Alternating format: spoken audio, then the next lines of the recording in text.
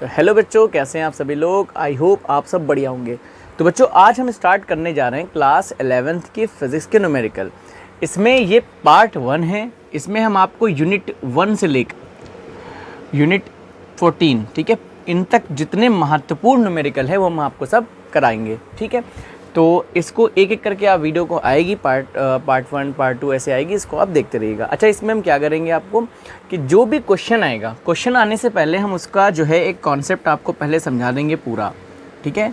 Concept समझाने के बाद वो सवाल लगाएंगे ताकि आपको समस्या ना हो। चलिए बिना किसी देरी के सवालों को स्टार्ट करते हैं। अगर आपने कुछ टॉपिक पढ़ लिए हो मेरी वीडियो से पहले, तो जब सवाल आपके सामने स्क्रीन पर लगे तो पहले आप ट्राई करिएगा, और अगर आपसे लग जाता है तो उसे स्किप कर दिएगा, आगे बढ़ जाइएगा, वरना फिर देखिएगा इसको। पहला सवाल देखिए क्या कह रहा है। पहला सवाल कह रहा है कि किसी घन, ठीक है, एक मिनट, कह रहा है किसी घन की प्रत्येक भुजा की माप 5.703 मीटर है, ठीक है। तो देखिए प्रत्येक भुजा की माप कह रहा है ना, ठीक है। ये घन हमने बना लिया यहाँ पे, ठीक। ये हम एक घन आपको बना के दिखा रहे हैं, घन बना के दिखाते हैं, ठीक है। ये घन बन गया और हम मान लेते हैं ये घन है, इसकी सारी साइड्स बराबर होंगी। मान लेते हैं इसकी जो साइड है वो कितनी है, ए है, और ए का मान हमको दे रखा है कितना, क्वेश्चन नंबर 1 है। तो दिया है, क्या दे रखा है हमको ए की वैल्यू दे रखी, कितनी दे रखी है, 5.703 मीटर दे रखी है। कह रहा उचित सार्थक अंकों तक घन का पृष्ठ क्षेत्रफल। पहला पॉइंट हमसे क्या पूछ रहा है, कह रहा है पृष्ठ क्षेत्रफल बता दीजिए। पृष्ठ क्षेत्रफल ए की वैल्यू हमसे पूछ रहा है। और सेकंड पॉइंट में हमसे क्या कह रहा है, कह रहा तथा आयतन बताइए, ठीक है। तो आयतन पूछ रहा है हमसे, आयतन V पूछ रहा है सवाल में, ठीक। देखिए सबसे पहले आप एक बात समझ लीजिए, उचित सार्थक अंकों तक की। तो सार्थक अंक अगर आप देखिए तो जो हमें माप दे रखी है उसमें सार्थक अंक देखे जाते हैं कितने हैं, इसका यूनिट नहीं लिखी लिखिए। आप देखिए पॉइंट लगा हुआ है, तो A0 अंक से लास्ट तक जितना होगा सब गिन जाएंगे, वही सार्थक अंकों के। तो अगर हम गौर से देखें तो यहाँ सार्थक अंक कितने, यहाँ सार्थक अंक हैं 4, ठीक है, 4 सार्थक अंक हैं। इसका मतलब जो भी आंसर हमारा आए उसमें सार्थक अंक कितने होने चाहिए, 4 ही होने चाहिए, क्योंकि इसको हम गुणा ही करेंगे, आयतन निकालेंगे और क्षेत्रफल निकालेंगे, ठीक है। चलिए सबसे पहले फॉर्मूले की बात करते हैं कि आखिर क्षेत्रफल का फॉर्मूला क्या होता है। देखिए घन में अगर हम इस भुजा खाली एक पृष्ठ की बात करें, टोटल 6 फलक हैं, अगर हम एक फलक के क्षेत्रफल की बात करें तो ये एक वर्ग बन गया, और वर्ग का क्षेत्रफल होता है भुजा स्क्वायर, यानी कि एक फलक का क्षेत्रफल हो गया ए स्क्वायर। हमसे पूरे पृष्ठ का क्षेत्रफल पूरे घन का पूछ रहा है, तो पूरे घन में 6 फलक है तो 6 से गुणा कर देंगे, कितना हो जाएगा, 6 स्क्वायर हो जाएगा। तो इसका मतलब हमें पता चल गया, हम यहाँ कह सकते हैं फर्स्ट पॉइंट, चूँकि क्या कह रहा था हमसे क्वेश्चन में, कह रहा था घन का पृष्ठ क्षेत्रफल, चूंकि घन का पृष्ठ क्षेत्रफल, ठीक है, चूंकि घन का पृष्ठ क्षेत्रफल हमें पता है a बराबर होता है 6a स्क्वायर, ठीक है। तो a बराबर यहाँ से देखिए 6 इंटू a की वैल्यू कितनी दे रखी है, हमको दे रखी है 5.703 इंटू 5.703। अगर आप इसको मल्टीप्लाई कराएंगे, हमने करा रखा है, आप कराइएगा आराम से, इसका मल्टीप्लिकेशन जब कराएंगे तो निकलेगा 195, ठीक है, 195145254 इतना निकलेगा मीटर स्क्वायर। क्यों मीटर स्क्वायर, क्योंकि क्षेत्रफल का मात्रक होता है मीटर स्क्वायर। वैसे भी आप देखिए 2 मीटर का गुणा कराएंगे तो मीटर स्क्वायर ही आएगा ना। तो यहाँ से a बराबर देखिए हमें कितना मिल गया, अगर हम पॉइंट को 2 बार इधर खिसकाते हैं तो जाएगा 1.95145254 इंटू 10 की पावर कितना हो जाएगा। पॉइंट जब बाएं साइड खिसकाया जाता है तो 10 की पावर में प्लस जुड़ते हैं, जितने भी खिसकाएंगे, तो 2 बार खिसकाया 10 की पावर कितनी हो जाएगी, 2 मीटर स्क्वायर। लेकिन गौर से देखिए इसमें सार्थक अंक कितने हैं। देखिए इससे मतलब है नहीं, इसमें सार्थक अंक देखना है, 1 2 3 4 5 6 7 8 9 सार्थक अंक हैं, हमें तो 4 ही चाहिए। तो देखिए 4 तो हमें सिर्फ यहाँ तक मिलेंगे ना, ये इतने 1 2 3 4। देखिए 1 के बाद जो है वो 5 से छोटा है, इसका मतलब 1 अपरिवर्तित रहेगा, इसका मतलब जो आंसर आ जाएगा वो जाएगा 1.951 मीटर। अच्छा 1 मिनट, गुणा तो रह गया, गुणा 10 की पावर 2 मीटर स्क्वायर, इतना ही आ रहा है, हाँ इतना ही आंसर हमारा आ रहा है। अब बात करते हैं इसके आयतन की। चलिए इसका आयतन निकालते हैं, यहाँ से सेकंड पॉइंट निकालते हैं। देखिए सेकेंड पॉइंट, यहाँ पे हमें चूँकि आयतन क्या होता है, घन का आयतन है भुजा क्यूब ये होता है, इसका मतलब सारे आयतन का हमें गुणा कराना होगा, यानी कि हो जाएगा 5.703 इंटू 5.703 इंटू 5.703। आप इसका भी मल्टीप्लिकेशन कराइए, मैंने करा रखा है। कितना आ रहा है इसका आ रहा है 185.4855 इतना आ रहा है, ठीक है। अब पॉइंट 2 बार इधर खिसकाइए तो कितना हो जाएगा 1.8548555639 इंटू 10 की पावर कितना हो जाएगा 2, 2 बार किसका है। लेकिन सार्थक अंक तक की चाहिए, 4 सार्थक अंक चाहिए। तो देखिए गौर से देखिए, सार्थक अंक तो यहीं तक है हमारे पास 4, लेकिन 4 के बाद 8 है, तो 8 5 से अधिक है, इसका मतलब एक इसमें जुड़ जाएगा। तो कितना हो जाएगा v की वैल्यू उचित सार्थक अंकों तक की हो जाएगी 1.85 और ये हो जाएगा 5 और गुणे 10 की पावर 2 मीटर स्क्वायर। ये आंसर आपका आ जाएगा, ठीक है। समझ गए आप लोग, यही आंसर हमारा आ रहा है। ये हो गया क्वेश्चन नंबर 1। अगर वीडियो अच्छी लग रही है तो लाइक करना नहीं भूलिएगा और चैनल को सब्सक्राइब करिएगा। जो भी आपके 11th में दोस्त हैं उन्हें शेयर ज़रूर करिएगा।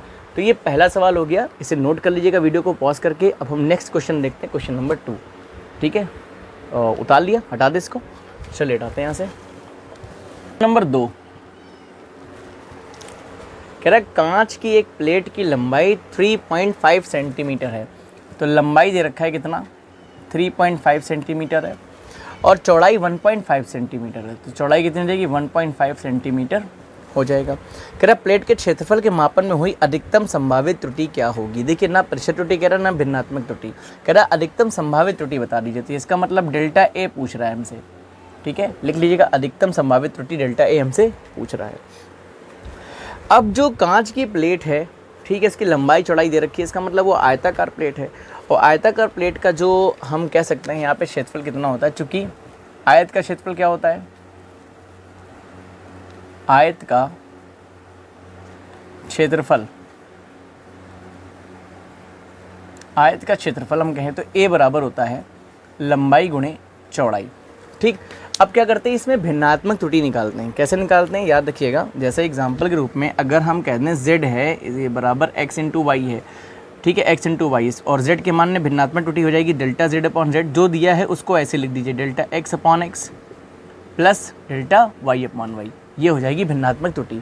तो हम a के मान में भिन्नात्मक त्रुटि निकालते हैं पहले, ठीक है। क्या लिखेंगे, हम लिखेंगे a के मान में भिन्नात्मक त्रुटि, भिन्नात्मक त्रुटि। तो देखिए एक्स वाई को delta x upon delta x और डेल्टा वाई अपॉन वाई लिख दिया। तो ये देखिए यहाँ ए क्या हो जाएगा डेल्टा ए अपॉन ए। आप समझ गए होंगे, यहीं से निकलेगी अपनी संभावित त्रुटि, ठीक है। जो निकालना है हमको ए को गुणा करा देंगे बराबर, देखिए ये हो जाएगा delta L upon L plus delta B upon B. घात कोई लगी नहीं तो इसको ऐसे ही हम लोग लिख देंगे। अच्छा डेल्टा एल और डेल्टा बी आखिर है क्या, देखिए कैसे इसको लिखेंगे, समझिए बात को। जैसे इसको हमने निकालना है तो ये लिख लिया डेल्टा ए अपॉन ए बराबर, नीचे क्या एल है कितना 3.5 है प्लस बी कितना है 1.5 है। अब डेल्टा एल नहीं पता है तो ये जो होती है, वैसे तो ये अल्पतमांक होती है, लेकिन इसको अगर नहीं पता लिखेंगे कैसे, ये पॉइंट, देखिए पॉइंट के ऊपर पॉइंट लगा दीजिए और जो गिनती है पहली वाली उसके पहले क्या लगा दी 0 और उसके बाद हम क्या लगा देंगे 1 लगा देंगे। अगर 2 गिनतियाँ होती तो 0.01 लिख देते, लेकिन यहाँ एक है इसके, या ऐसे समझ लीजिए पॉइंट के बाद लास्ट वाली में 1 लगा दीजिए, बाकी सब 0 कर दीजिए, पॉइंट के ऊपर पॉइंट लगा दीजिए। जैसे इसमें पॉइंट के ऊपर पॉइंट लगा दिए, लास्ट वाले के ऊपर 1 लगा दिए, बाकी सब 0, यानी कि यही तो 0 हो जाएगा। तो ये मान हो गया। अब देखिए ये पॉइंट और ये पॉइंट हट गया, ये पॉइंट और ये पॉइंट हट गया, तो 1/15। इसका मतलब डेल्टा ए अपॉन ए कितना आ गया हमारे पास, देखिए 1/35 अगर आप भाग करिए, हमने कर रखा है इसका भाग, ये आएगा 0.28 आएगा प्लस इसका मान आएगा 0.66, आगे चलता चला जाएगा, ठीक है 0.066, सॉरी यहाँ पे गलती ये हो गई है 0.028 और ये आ जाएगा 0.066। अब इनको ज़रा जोड़िए तो delta A upon A is equal to 8 से 14 आ गया यहाँ पे हासिल, 3 और 6 9, ये है 0, 0 0 हो गया और पॉइंट लगाया 0 आ गया। ये आंसर आया हमारे पास डेल्टा ए, यानी कि ए के मान में भिन्नात्मक त्रुटि आ गई। लेकिन हमको तो संभावित त्रुटि सिर्फ निकालनी है, मतलब डेल्टा ए की वैल्यू निकालनी है। तो देखिए हम यहाँ पे लिखेंगे क्या, हम लिखेंगे इसलिए ए के मान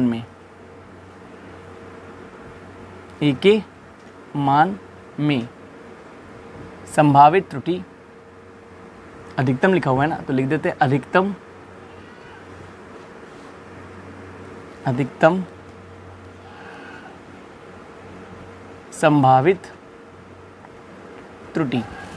भाई एक बात बताइए, डेल्टा ए की वैल्यू निकालनी, नीचे ए है तो क्या हम इसको ऐसे नहीं ले सकते हैं कि डेल्टा ए बराबर कितना है 0.094 इंटू में ए। ठीक, अब यहाँ से अगर हम देखें तो 0.094 इंटू ए की वैल्यू कितनी है, लंबाई गुणे चौड़ाई, तो L इंटू बी। अब यहाँ से डेल्टा ए बराबर कितना हो जाएगा 0.094 इंटू लंबाई 3.5 है, तो 3.5 इंटू 1.5, इसका मल्टीप्लिकेशन जब कराएंगे आप तो कितना आएगा, मैंने तो करा लिया है सब पहले से ही, तो 0.4935 सेंटीमीटर स्क्वायर। बट यहाँ पे देखिए दो सार्थक अंक हैं, तो यहाँ भी 2 सार्थक अंक होने चाहिए, तो डेल्टा ए बराबर कितना आएगा 0.4, नहीं देखिए इसके बाद वाला 9 है, 5 से अधिक एक इसमें जोड़ दिए, कितना आ जाएगा 0.5, लगभग आंसर आ जाएगा मीटर स्क्वायर, सेंटीमीटर स्क्वायर, और ये लिख दीजिए लगभग, आंसर ये आएगा लगभग। ठीक है, ये हमारा आ गया ए के मान में संभावित अधिकतम संभावित त्रुटि। ठीक है, तो ये हो गया क्वेश्चन नंबर 2, वीडियो पॉज करके नोट कर लीजिए। अब नेक्स्ट क्वेश्चन देखते हैं, क्वेश्चन नंबर 3, हटा दें, नोट कर लीजिए आप लोग। चलिए 3 देखिए, कह रहा है 1 मीटर लंबी एक छड़ की सहायता से किसी सड़क की चौड़ाई 20 मीटर नापी गई। ठीक है, तो चौड़ाई मान लेते हैं, चौड़ाई भी लंबाई ही हो सकती है, तो L का मान कितना दे रखा है हमको, दे रखा है 20 मीटर दे रखा है। ठीक है, चौड़ाई है तो लंबाई ही, तो L बराबर कितना 20 मीटर है नापिए। तो इस माप में अधिकतम कितने प्रतिशत की त्रुटि हुई, मतलब पूछ क्या रहा है, अधिकतम प्रतिशत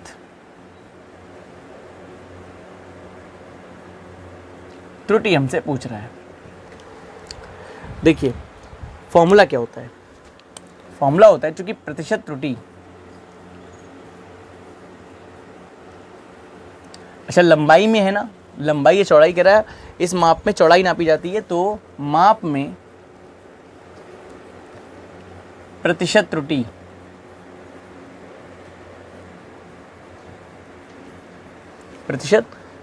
ठीक है, तो हो जाएगी delta L upon L into 100%, बस इतनी हो जाएगी।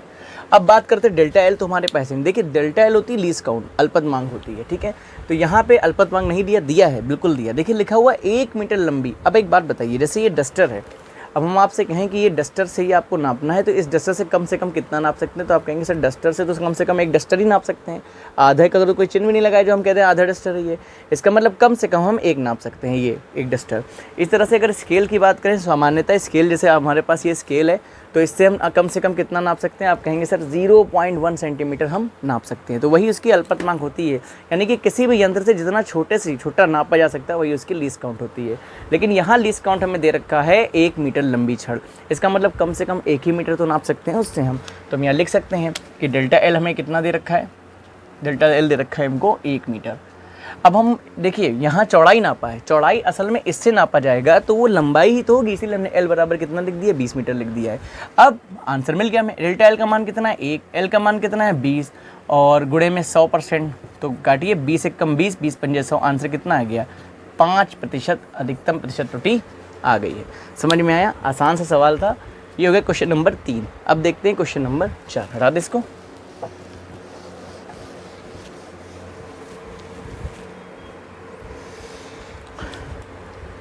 क्वेश्चन नंबर 4 देखिए, कह रहा है एक वृत्त की त्रिज्या मापने में 1.5% की त्रुटि होती है। देखिए तो त्रिज्या में त्रुटि, त्रिज्या के मापन में त्रुटि के मापन में प्रतिशत त्रुटि दे रखा है ना, तो क्या लिखेंगे, प्रतिशत त्रुटि। तो त्रिज्या के मापन में प्रतिशत त्रुटि को हम कैसे लिखेंगे, हम लिखेंगे डेल्टा आर अपॉन आर, ये हो गया त्रिज्या के मापन में प्रतिशत त्रुटि इंटू 100%। ठीक है, ये प्रतिशत त्रुटि होगी। ये कितनी दे रखी है हमको, ये दे रखी है 1.5%। जैसे लंबाई के मापन में भी प्रतिशत त्रुटि ऐसे तो निकाला था हम लोगों ने, delta L upon N into 100%। यहाँ त्रिज्या के मापन में प्रतिशत त्रुटि दे रखी है 1.5। कह रहा है कि तो इसका क्षेत्रफल ज्ञात करने में अधिकतम प्रतिशत त्रुटि ज्ञात कीजिए। इसका मतलब हमसे पूछ क्या रहा है, हमसे कह रहा है क्षेत्रफल में अधिकतम प्रतिशत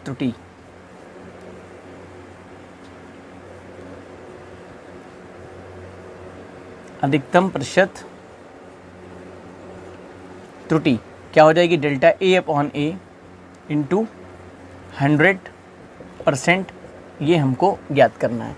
अब एक बात समझिएगा बहुत ध्यान से, जैसे एक राशि लिखी हो x बराबर a cube into B square upon C cube, कहते हैं x के मान में अधिकतम प्रतिशत त्रुटि बताइए या प्रतिशत त्रुटि बताइए। तो डेल्टा x हो जाएगा यहाँ पे अपॉन x हो जाएगा इंटू 100, ये होगी प्रतिशत त्रुटि x के मान में बराबर। जितना दिया है ना सबको लिखिए। कैसे लिखेंगे आप, डेल्टा a अपॉन a गुणे 100% plus delta b upon b गुणे 100%, ठीक है, और flat delta c upon c गुणे 100%। देखिए सबको हमने लिख दिया और जो घाते लगी है उसी गुणे में कर दी है। यहाँ क्या आ जाएगा 3, यहाँ क्या आ जाएगा 2, यहाँ क्या आ जाएगा 3। बस ये होता है a के मान में प्रतिशत त्रुटि, ये b के मान में प्रतिशत त्रुटि, ये c के मान में प्रतिशत त्रुटि, और 3, 2, 3 क्या है, इनकी घाते जो यहाँ लिख दी जाती हैं। अब देखिए हमें a के मान में प्रतिशत त्रुटि निकालना है और वृत्त की त्रिज्या मापने की बात कह रहा है। इसका मतलब वृत्त का क्षेत्रफल क्या होता है ये पता होना चाहिए। तो हम जानते हैं वृत्त का क्षेत्रफल कितना होता है। वृत्त का क्षेत्रफल a बराबर होता है पाई आर स्क्वायर। ठीक, तो क्षेत्रफल के मापन में त्रुटि, इसलिए a के मापन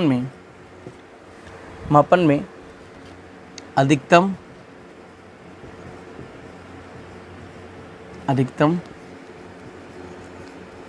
प्रतिशत त्रुटि। अब यहाँ समझने वाली बात यह है कि यहाँ कोई कांस्टेंट नहीं था। कांस्टेंट होता तो उसको यहाँ पे नहीं लिया जाता। कांस्टेंट थोड़ी ना मापा जाता है, त्रुटि तो उसे मापन में हो सकती है ना। जैसे यहाँ पाई आया है तो पाई का मान या तो 22/4 रखेंगे या 3.14 रखेंगे, है ना। तो ज़रूरत क्या है, जब इसको तो मापा ही नहीं गया है तो इसमें त्रुटि थोड़ी ना हो सकती जो मापा नहीं गया है। ठीक है, तो मापा तो त्रिज्या गई है, तो इसको कैसे लिखेंगे देखिए बहुत ध्यान से। यहाँ लिखेंगे डेल्टा ए बटे ए इंटू 100% बराबर क्या लिख देंगे, डेल्टा आर बटे आर इंटू 100%, और क्या घात 2 लगी तो यहाँ 2 लगा देंगे। अच्छा ये मैक्सिमम पूछ रहा है तो यहाँ मैक्स लगा देंगे, ठीक है, बराबर देखिए 2 गुणे डेल्टा आर अपॉन आर गुणे 100% की वैल्यू 1.5%, तो कितना हो गया 1.5%, तो 1.5 का दुगना करेंगे कितना आ जाएगा 3.0%। ये हमारा क्या हो जाएगा, आंसर हो जाएगा क्वेश्चन नंबर 4 का। ठीक है, तो आप लोग समझ गए हैं तो इसे नोट कर लीजिए वीडियो को रोक के। अब देखते हैं नेक्स्ट क्वेश्चन, क्वेश्चन नंबर 5 हटा रहे हैं हम यहाँ से। क्वेश्चन नंबर 5 देखिए बहुत आसान है क्योंकि अभी जस्ट समझाया हमने आपको। कह रहा है एक भौतिक राशि P 3 मापित राशियों A B C से निम्न प्रकार से संबंधित है। सूत्र क्या दे रखा है, P बराबर A cube B square upon C। कह रहा है A B C की मापों में क्रमशः 1%, 2% और 3% की त्रुटियां हैं, तो राशि P के मान में संभावित महत्तम प्रतिशत त्रुटि क्या होगी। तो एक बात बताइए, हमें A B C के मान में प्रतिशत त्रुटि दे रखा है, इसलिए हम लिख सकते हैं, इसलिए P के मान में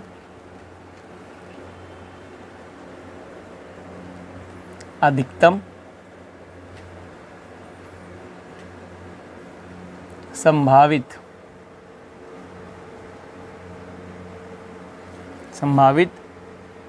प्रतिशत त्रुटि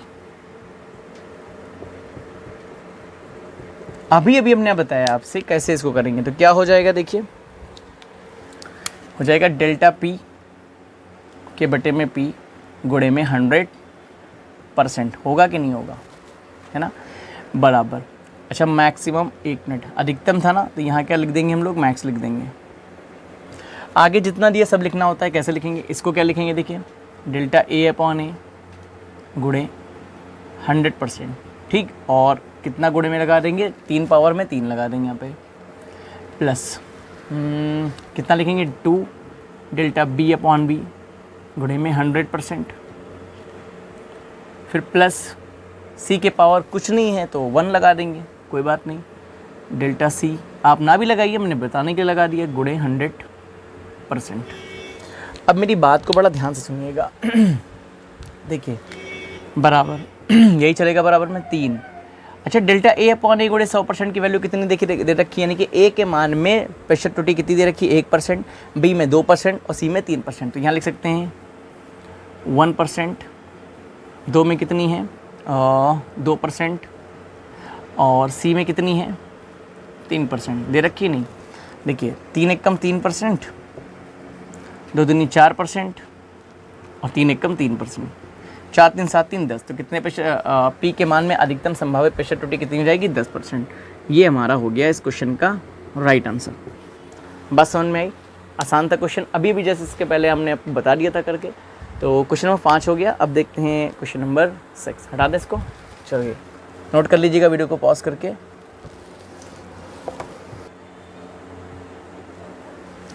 कह रहा वेग बराबर लिखा हुआ है दाब बटे एक्स, ठीक है। तो वेग बराबर अंडर रूट दाब बटे एक्स, ठीक है। कह रहा है एक्स की विमाएँ ज्ञात कीजिए। बहुत ध्यान समझिए, ये विमाएँ अगर आपने निकाली हैं कभी तो ये बड़ा आसानी से आपको क्वेश्चन लग जाएगा। फिलहाल कुछ बात आपको बता दें कि विमाएँ घातों के रूप में व्यक्त की जाती हैं। जैसे किसी भौतिक राशि में कितना द्रव्यमान है, कितना लंबाई है, ये सब चीज़ें हमें विमाएँ बताती हैं, ठीक। तो अब आपको बता दें कि वेग और दाब की विमा होती क्या है, पहले तो ये समझ लीजिए, फिर एक्स की विमा आराम से आप निकाल सकते हैं। तो जो दाब होता है, तो दाब की जो विमा होती है वो होती है m l की पावर -1 t की पावर -2, ये होती है दाब की विमा। इसमें द्रव्यमान है, इसमें लंबाई है, इसमें समय है। और वेग का मात्रक होता है मीटर पर सेकंड स्क्वायर, इसका मतलब लंबाई है और समय है। तो विमा क्या हो जाएगी इसकी, मीटर यानी कि l t की पावर -2। जिसको नहीं समझ में आ रहा है वो जो है मात्रकों से विमा निकाल ले बहुत आसानी से। वेग का मात्रक क्या होता है, वेग का मात्रक होता है मीटर पर सेकंड स्क्वायर। देखिए मीटर का ले लिया हमने l, सेकंड का ले लिया t, तो l अपॉन टी स्क्वायर ऊपर ले गए तो यही तो निकलेगा। ऐसे ही दाब होता है बल बटे क्षेत्रफल, बल होता है द्रव्यमान गुणे त्वरण, तो वहाँ से आप निकाल सकते हैं, ठीक है। फिलहाल मैंने विमा आपको बता दी, आप जब पढ़ेंगे अच्छे से विमा, और अगर नहीं पढ़ा तो मुझे कमेंट कर दीजिए, मैं अच्छे से सारी विमाएँ आपको पढ़ा दूंगा, ठीक है। तो फिलहाल समझिए, हमें x की निकालनी विमा, तो x तो रूट में है, तो हम क्या करें, दोनों पक्षों का वर्ग कर लें। दोनों पक्षों का वर्ग करने पर, ठीक है, वर्ग करने पर जब दोनों पक्षों का वर्ग करेंगे, देखिए हमें क्या मिलेगा, हमें मिल जाएगा वेग स्क्वायर बराबर दाब बटे में x। हमें तो x की चाहिए, तो x इधर लाएंगे, कितना हो जाएगा, x बराबर दाब बटे वेग स्क्वायर। हमें x की विमा निकालनी है ना, तो क्या लिखेंगे, इसलिए x की विमा बराबर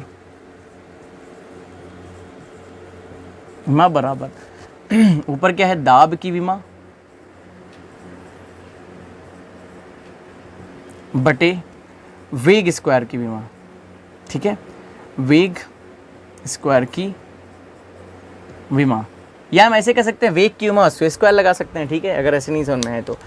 अब आप समझिए दाब की विमा कितनी है, अभी भी लिखा है m, या इसको एक काम करते हैं, वेग की विमा इस पूरे पे स्क्वायर लगा लीजिए, आसान होगा समझने में।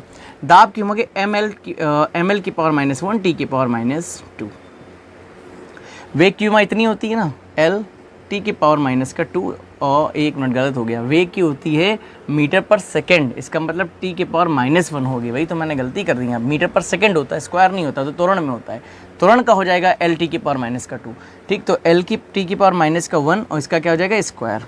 अब इसको थोड़ा सा सही कर लेते हैं, बस विमा आ जाएगी। तो x की विमा यहाँ से क्या हो जाएगी, देखिए बहुत ध्यान से समझिएगा, m l की पावर -1 t की पावर -2, नीचे देखिए l पे स्क्वायर भी है, t पे भी स्क्वायर है, तो क्या हो जाएगा l स्क्वायर, t की पावर कितना हो जाएगा -2, 2 1 कम 2 ना, -2 होगा कि नहीं होगा, ठीक, ये हो गया। अब हमने विमाएँ लिख दी हैं, अब आराम से हम x की विमा लिख सकते हैं, तो क्या लिखेंगे, इसलिए x की विमा बराबर, समझिए m है, नीचे तो m है नहीं, तो m को ऐसे ही लिखा रहने दीजिए। ऊपर एक l की पावर -1 है, यहाँ l स्क्वायर, जब l स्क्वायर ऊपर जाएगा तो माइनस का 2 हो जाएगा, माइनस का 2 माइनस का 1 कितना हो जाएगा, l की पावर -3 हो जाएगा। माइनस का 2 ऊपर माइनस का 2 नीचे कट जाएगा, इसका मतलब आंसर क्या हो गया, ml की पावर -q, मतलब ml की पावर -3, ये x की विमा हो गई। समझ में आया? आसान सवाल था, हालांकि थोड़ा सा विमा अगर पता है तभी ये सवाल आसानी से हो पाएगा। चलिए नेक्स्ट क्वेश्चन देखते हैं, क्वेश्चन नंबर 7। हटा दें इसको, नोट कर लीजिए आप लोग।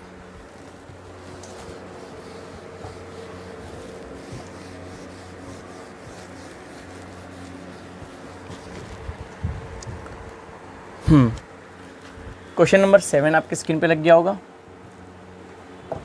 देखिए कह रहा है टी समय पर, समय दे दिया टी, किसी कण का त्वरण है ए, निम्नलिखित है, कितना दे रखा है, ए बराबर AT plus B upon C plus T square, ये हमको दे रखा है।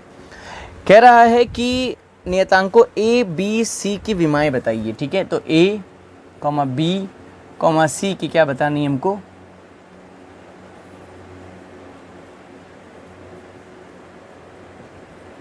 विमाएं हमको बतानी है। पहली बात, समय की विमा क्या होती है, टी। त्वरण की विमा क्या होती है, अभी बताया, मीटर पर सेकंड स्क्वायर मात्रक होता है, तो ऊपर एल, नीचे टी स्क्वायर, ऊपर जाके -2 हो जाएगा, टी की पावर -2 हो जाएगा।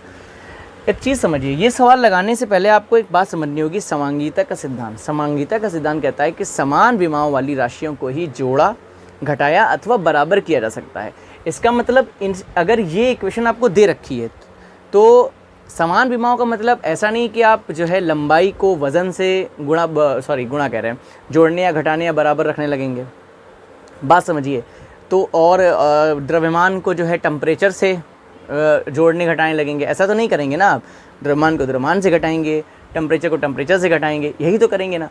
तो यही बता रहा है। इसका मतलब इस इक्वेशन में जो भी जोड़ा या घटाया गया है, बराबर किया गया है, उनकी सबकी विमाएँ आपस में बराबर हैं, ये हमें पता है। तो यहाँ से हमें सबसे पहले ए की विमा निकालनी है। तो देखिए AT इससे जोड़ा गया, मतलब इस पूरे की जो विमा होगी वही इसकी विमा होगी। अच्छा, ये इसके बराबर है, तो जो इसकी विमा होगी वही इसके विमा होगी, वही तो इसकी विमा होगी, है कि नहीं?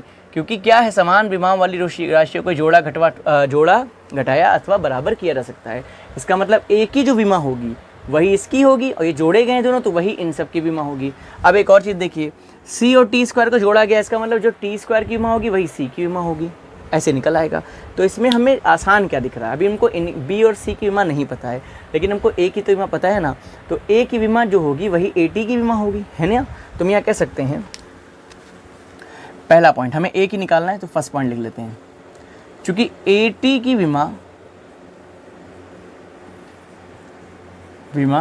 बराबर ए की विमा, है ना, समांगीता का सिद्धांत से।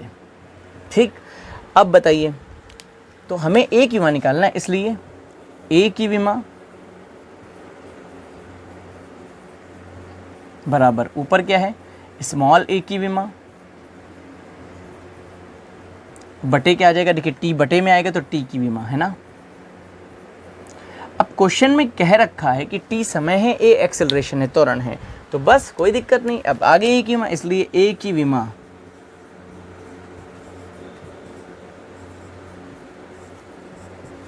ए की विमा बराबर, देखिए बहुत ध्यान से समझिएगा, ए की विमा, स्मॉल ए की विमा कितना है, LT की पावर -2, अभी बताया मैंने, ठीक है, LT की पावर -2, और नीचे समय है ही, तो T आ गया।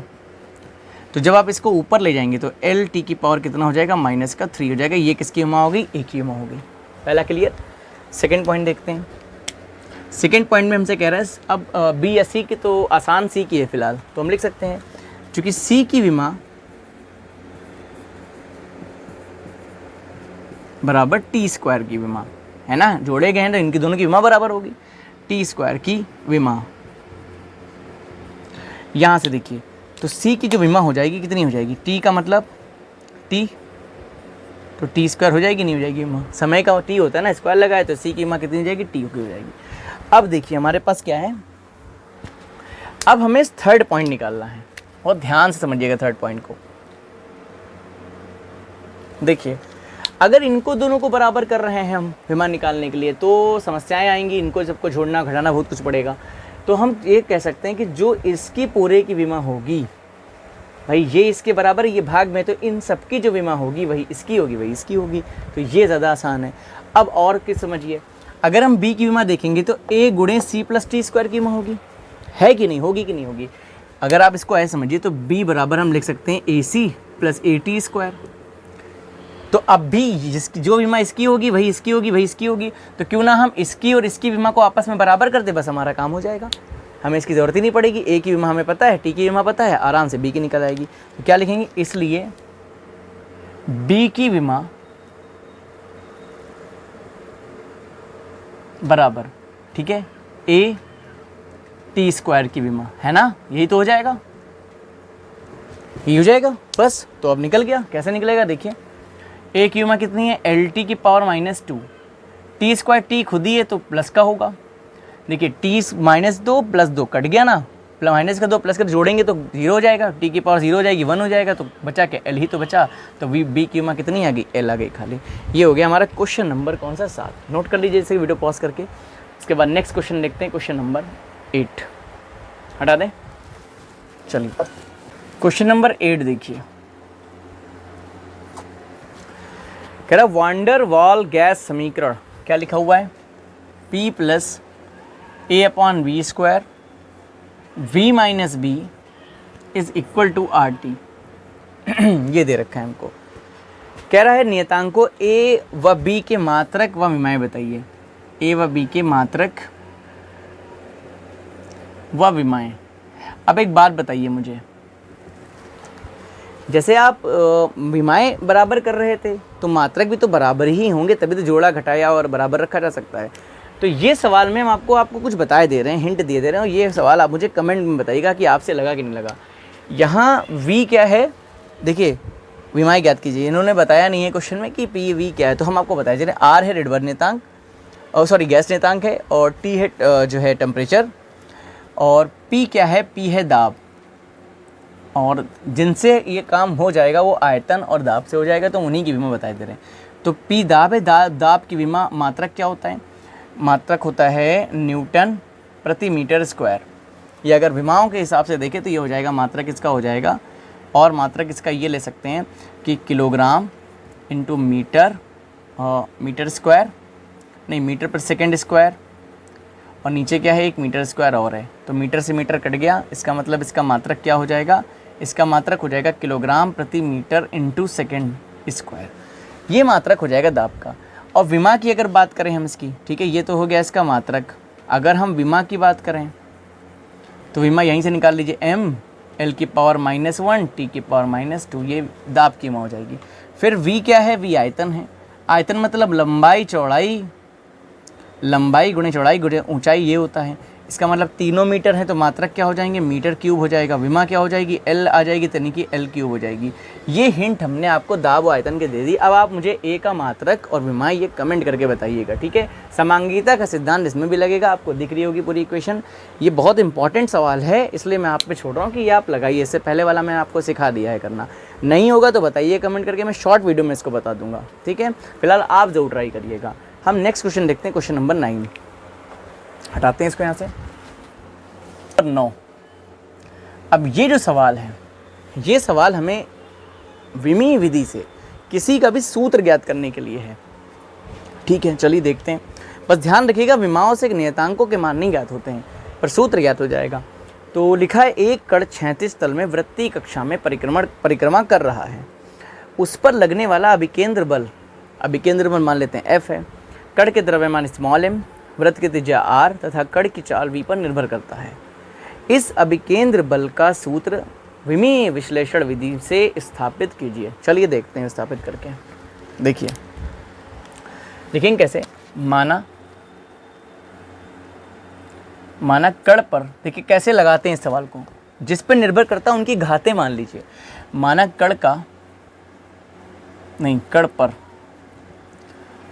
कण पर लगने वाला बल F, ठीक है, किस पे निर्भर कर रहा है, M, R और V पे।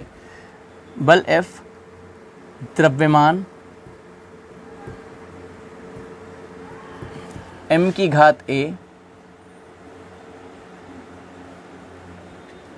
कॉमा, फिर क्या है, वृत्त की त्रिज्या, लिखा नहीं है वृत्त की त्रिज्या, समझ लीजिए वृत्त की त्रिज्या, क्योंकि फिगर में दे रखा है, देखिए वृत्त की त्रिज्या स्मॉल r की घात b तथा चाल v की घात c पर निर्भर करता है।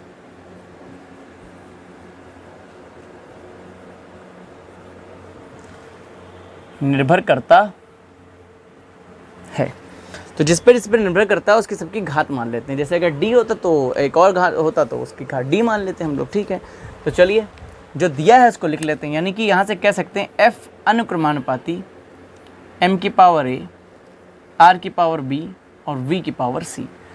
अब जब भी हम इस अनुक्रमानुपाती का निशान हटाते हैं तो कोई कांस्टेंट आता है, तो उस कांस्टेंट को हम k मान लेते हैं। कितना हो जाएगा, m की पावर a, r की पावर b और v की पावर c। देखिए ऐसा जब हो जाए तब दोनों ओर की विमाएं लिखी जाती हैं, याद रखिएगा, ठीक। तो क्या लिखेंगे, दोनों पक्षों की विमाएं लिखने पर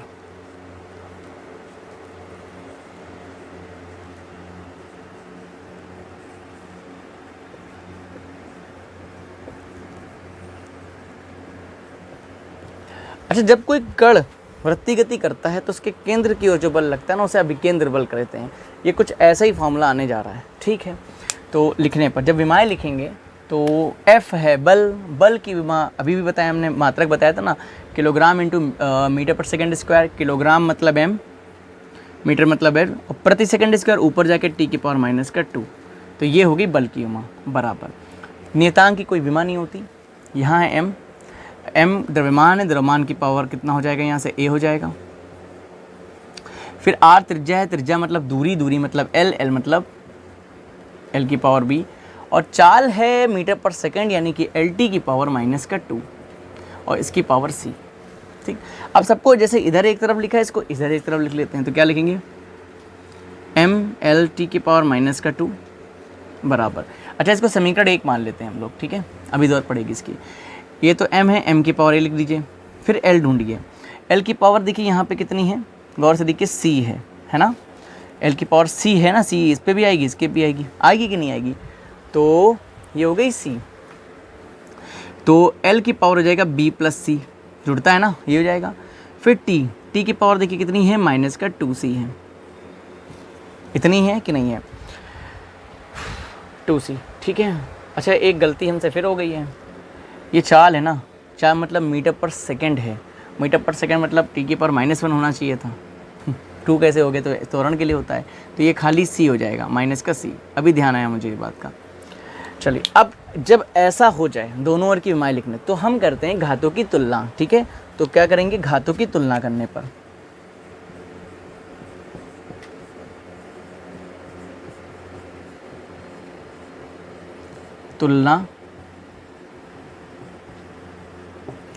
घातों की तुलना कर देंगे। तो तुलना करने पर देखिए हमें क्या क्या मिल रहा है। हमें m के ऊपर 1 दिख रहा है a, और इधर दिख रहा है 1, दिख रहा है ना, तो a बराबर कितना मिल जाएगा हमको, 1, a का मान मिल गया। फिर b प्लस c है, l का मान यहाँ पे 1 पावर है, तो b प्लस c बराबर क्या हो जाएगा, 1 हो जाएगा। फिर c की पावर लगाना भूल गए, यहाँ -c है और ये -2 है, तो -1 कट जाएगा, c बराबर कितना मिल गया हमको, c बराबर कितना मिल गया, 2 मिल गया। a की वैल्यू पता, c की वैल्यू पता, b प्लस c, b की नहीं पता, तो b अगर c का मान यहाँ रख दें हम, तो b प्लस 2 बराबर 1, तो b बराबर कितना आ जाएगा, 2 उधर जाएगा, माइनस में हो जाएगा, -2 + 1 तो माइनस का एक ही तो आएगा। तो a c b के मान हमको मिल गए। अब ये सारे मान समीकरण 1 में रख दीजिए, तो क्या लिखेंगे, a, b, c के मान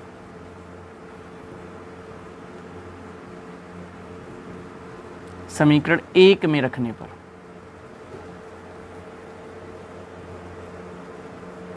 रखिए क्या मिल रहा है, तो मिल रहा है f बराबर k, m की पावर 1, r की पावर b है, b की पावर -1 है तो -1, और क्या है c, सी नहीं यहाँ वी है, वी की पावर कितनी हो जाएगी, यहाँ पे है 2 तो 2, तो एफ बराबर कितना हो गया के, एम ऐसे ही रहा, वी स्क्वायर ऐसे ही रहा, अपॉन में क्या आ जाएगा, आर की पावर -1 है, आर आ जाएगा। अच्छा प्रयोगों से हमने बताया ना, उससे विमाओं से के का मान नहीं निकलेगा नियतांक, लेकिन प्रयोगों के आधार पे, प्रयोगों के आधार पे ऐसे भी छोड़ सकते हैं, लेकिन प्रयोगों के आधार पर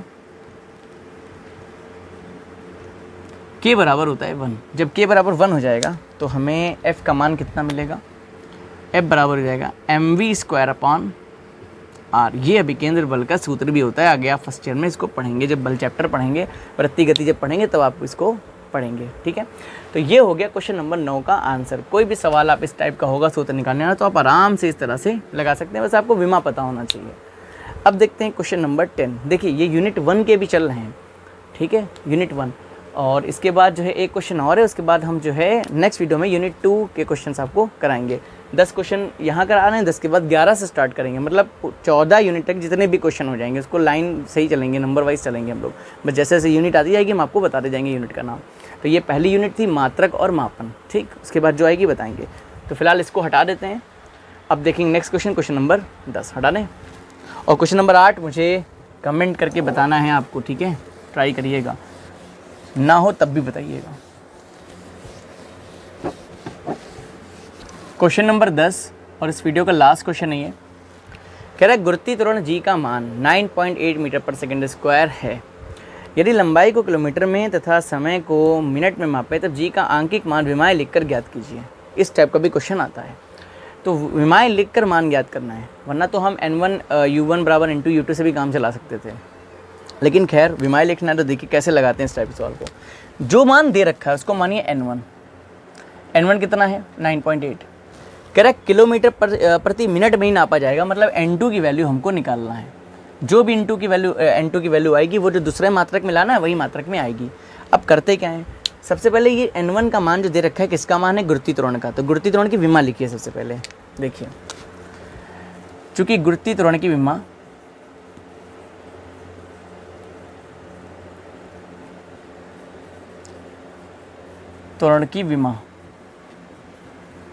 विमा कितनी हो जाएगी, त्वरण है ना अभी बताया, LT की पावर -2 हो जाएगी, ठीक। यहाँ देखिए लंबाई है और समय है, लेकिन इसमें कह रहा है कि यदि लंबाई को किलोमीटर में तथा समय को मिनट में मापें, लेकिन पहले किस में नापा है, जब 9.8 है तब है मीटर पर सेकंड, यानी कि लंबाई को मीटर में और समय को सेकंड में नापा है।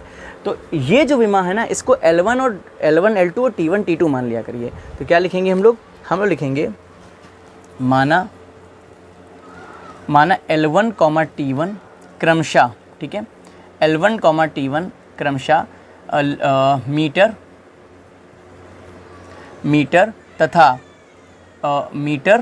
तथा T मतलब सेकंड तथा, ठीक। अब L2 T2 जो हमें लाना है, जिसमें लाना है तो किलोमीटर मिनट में लाना है, तो क्या लिखेंगे, तथा L2, T2 क्रमशः किलोमीटर तथा क्या लाना था, मिनट तथा मिनट को प्रदर्शित करते हैं,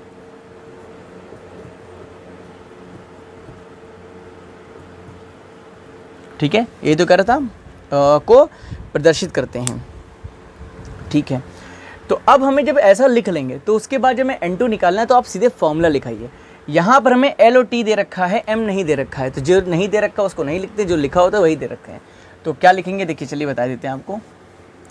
तो यहाँ से n2 बराबर क्या हो जाएगा, n1, ठीक। अब लिखिए सबकी विमाओं वाली बात, जैसे ये लिखा हुआ है तो इसको हम कैसे लिख सकते हैं समझिए। हम लिखेंगे L1/L2 और T1/T2, लेकिन अगर हमें m दिया होता, मात्रा जैसे विमाओं में m भी तो आ सकता था, तो M1/M2 पहले लिख देते, लेकिन नहीं दिया, कोई बात नहीं, आप लगाइए इसमें ब्रैकेट, और जो पावर मात्रक में दी है ना, उस विमा में दी है वही पावर लगाइए। इसमें 1 दिया है तो 1 लगाइए, कोई बात नहीं, इसमें -2 है तो -2 यहाँ पर लगा दीजिए। अब यहाँ से n2 का जो मान निकलेंगे वही हमें जो है किलोमीटर, देखिए किसमें, किलोमीटर और मिनट में हमें मिल जाएगा। तो चलिए लगाते हैं हम लोग कैसे। तो n2 बराबर, n1 कितना है 9.8 है, L1 किसको परिचय कर रहा है, मीटर को, लिख लीजिए, और L2 किसको कर रहा है, किलोमीटर को, ये भी लिख लीजिए, ठीक। T1 किसको परिचय कर रहा है, सेकंड को, और ये किसको ऊपर चेक कर रहा है, मिनट को। लिख लिया हमने, जो पावर लगी उसे लगा दीजिए। अब देखिए सबसे बड़ी बात यहीं पर है, तो N2 बराबर 9.8 गुणा, यहाँ ऊपर मीटर है, नीचे किलोमीटर में, तो आपको मात्रकों को हटाना है, चाहे मीटर को किलोमीटर बनाइए, चाहे किलोमीटर को मीटर में, जो आसान हो। तो हम देखते हैं कि मीटर को ऐसे ही रखिए और किलोमीटर, 1 किलोमीटर में कितने मीटर होते हैं, 1000 मीटर होते हैं कि नहीं होते हैं, इसको हमने लिख दिया यहाँ पे। उसके बाद पावर 1 थी, पावर 1 लगा दीजिए। सेकंड ही रखिए, नीचे देखिए 1 मिनट, मिनट में कितने सेकंड होते हैं, तो आप कहेंगे सर 60 सेकंड होते हैं, 60 सेकंड लिख दिया। इसकी पावर कितनी हो गई, -2 हो गई। क्या बात समझ में आई? अब हम क्या करते हैं, जो सेम है उसे काट देते हैं, मीटर को मीटर से काट दीजिए, सेकंड को सेकंड से काट दीजिए। देखिए क्या बच रहा है हमारे पास N2 की जो वैल्यू बच रही है वो कुछ ऐसी बच रही है, 9.8, ठीक है, बटे ये कितना आ रहा है, 1000 आ रहा है। 60 की पावर -2 होगी, ऊपर जाके +2 नहीं हो जाएगी। तो अगर हम ये लिख दें 60 गुणे 60 तो कोई समस्या नहीं होगी। पॉइंट आएंगे, 1 0 और बढ़ा लेंगे। देखिए 1 2 कट गए, 6 छंग 36। अब एक काम करते हैं, हम लोग N2 का मान गुणा करके निकालते हैं। N2 बराबर, पहले इस 6 से गुणा करिए, 6 8 48 का 8 हासिल लगा 4, 6 9 54 और 4 58, गुणे में कितना है 6 है, नीचे कितना है 100 है, ठीक। अब और एक 6 से गुणा कराइए, 6 8 48 का 8 हासिल लगा 4, 6 8 48 से 4 52 का 2 हासिल लगा 5, 6 पंजे 30 और 5 35, कितना आ गया 35/100 आ गया। इसका मतलब अगर हम गौर से देखें तो N2 की वैल्यू हमें कितनी मिल जाएगी। देखिए N2 बराबर, यहाँ पे हम देखें तो 2 0 नीचे, 2 के बाद दशमलव लगाइए, कितना हो जाएगा 35.28, या इसी को हम लिख सकते हैं 35.5 से अधिक है, इधर जोड़ दीजिए कितना आ जाएगा भाई, पॉइंट के बाद 1 दशमलव था तो यहाँ भी 1 लगा देते हैं, तो कितना हो जाएगा 35.3। इसका मतलब जी की वैल्यू निकालना किसमें मीटर पर सेकंड स्क्वायर में थी, हमको किस में निकालनी थी, हमको निकालनी थी किलोमीटर प्रति मिनट। जो आया है वो काहे में है, किलोमीटर प्रति मिनट, इसलिए तो जी की जो नई वैल्यू कितनी हो जाएगी 35.3 किलोमीटर प्रति मिनट। ये आंसर हमारा आ गया विमाएँ लिखकर। ये हो गया क्वेश्चन नंबर 10। अब आप लोग क्या करेंगे कि इस टाइप के क्वेश्चन आप बुक्स में देखिएगा, लगाइएगा, नहीं लगता है तो मुझे कमेंट करिएगा, मैं बता दूंगा। और जो मैंने क्वेश्चन लगा के कमेंट करने के लिए कहा उससे भी ज़रूर बताइएगा। अगर वीडियो अच्छी लगे तो लाइक शेयर सब्सक्राइब करना ना भूलिएगा, ठीक है।